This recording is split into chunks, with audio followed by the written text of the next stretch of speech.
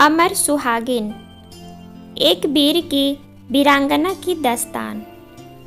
आंगन का दरवाज़ा खटका तो बेली हुई रोटी तवे पर डालकर तेजी से बाहर निकली। थोड़ी देर पहले गोबर से लिपे आंगन में पाँव के निशान पड़ गए तो अपने आप पर खिज सी आ गई। आंगन से ध्यान हटा, दौड़कर दरवाज़ा खोला। सामने उसकी ननद शांता खड़ी थी। उसे देखते ही वह सब कुछ भूल सी गई और वैसे ही जड़वत खड़ी रह गई। भाभी। शांता के पुकारने पर चेतना लौटी तो ननद से लिपट सिसक उठी। कुछ सहज होकर सर पल्लू से ढका और उसे अंदर ले आई।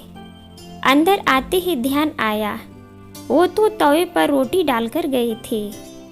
लकड़ियों से जल रहे चूल्हे पर पड़े गर्म तवे पर रोटी एक तरफ से काली पड़ चुकी थी। शांता भी पीछे पीछे रसोई घर तक चली आई। जल गई क्या? सुनी पलके उठी और हाँ में गर्दन हिला दी। पहले भी अक्सर रोटियां जल जाया करती थी जब शंकर भैया घर आते थे। भाभी। शांता धीरे से पुकारी। कुछ कहने के लिए बोलना चाहा, पर गले में जैसे आवाज़ ही अटक गई। आंसुओं से भरी पलकें झुकी और 2 बूंद गालों पर लुढ़क गई। भर्राई हुई आवाज़ में कहा, तू अंदर चल, मैं चाय बना लाती हूँ। नहीं, मैं यहीं बैठूंगी आपके पास।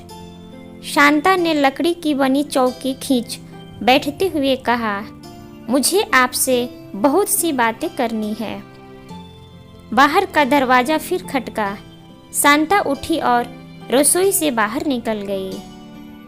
पार्वती जब से ब्याह कर आई थी तब से ही शांता से उसका इतना मोह है कि कभी ननद भाभी का रिश्ता आड़े नहीं आया।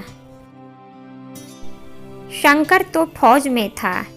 शांता से बातें करके वह अपना मन हल्का करती थी और वह अपना सारा समय उसी के साथ गुजारती थी।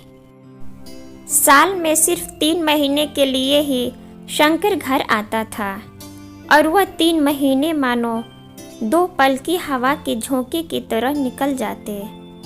जिन दिनों शंकर का आना होता वह घर को सजाती संवारती और होठों से गीत के बोल अक्सर गुनगुनाती रहती। शंकर के आते ही घर पायल की झनकार और पकवानों की सुगंध से भर जाता। शाम को शंकर चौपाटी पर बैठ गांव भर के लोगों के बीच फौज के किस्से अक्सर सुनाया करता।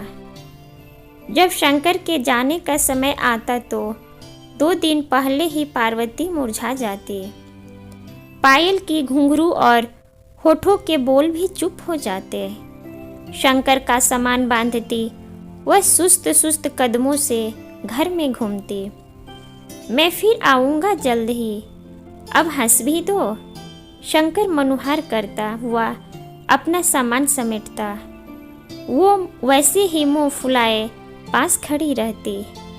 नाराज हो मुझसे? नहीं तो फिर इतना गुस्सा क्यों दिखला रही हो? चाहकर भी वह कुछ न कह पाती।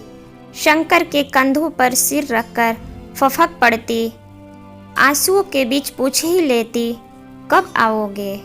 यह जानते हुए भी कि आना तो साल भर बाद ही है। जल्दी आऊँगा, शंकर दिलासा देता। शंकर। अम्मा की आवाज़ आंगन से आती तो शंकर अपने आप को छुड़ाने लगता। बंद मुठिया ढीली पड़ जाती और कमीज छूट जाता। दिलासा देता हुआ शंकर बाहर निकल जाता। भाभी। प्रताप फौज में भर्ती हो गया है क्या? शांता ने प्रताप के साथ रसोई घर में कदम रखा तो जैसे पार्वती वर्तमान में लौटी। हाँ, मन को सहज कर वह चाय गिलास में डालने लगी। क्या सच कह रही हो भाभी?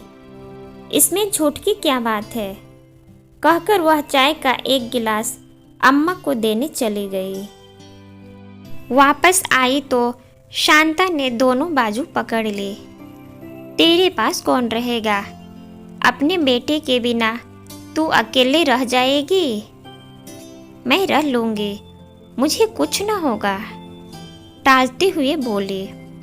भाभी, प्रताप यही रहकर भी तो कोई काम कर सकता है, फिर प्रताप को भी फौज में भर्ती क्यों कराया?